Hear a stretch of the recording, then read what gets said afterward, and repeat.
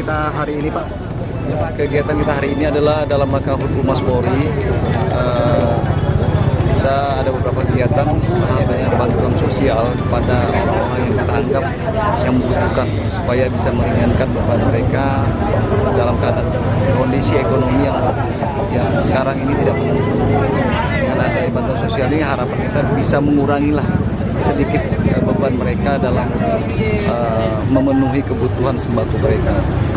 Jadi tujuan ini adalah bagaimana kita hadir, polisi hadir, bisa membantu masyarakat, bisa bermanfaat bagi masyarakat.